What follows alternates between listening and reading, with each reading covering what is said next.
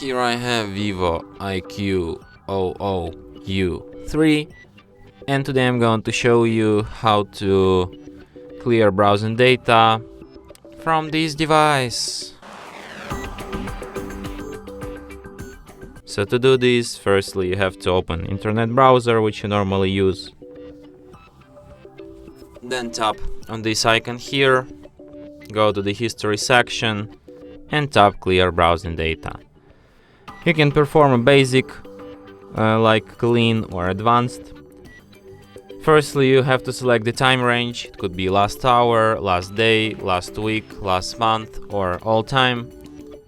Then you have to select which kind of items you want to delete. It could be browsing history, cookies and site data, cached images and files, saved passwords, autofill form data and also site settings.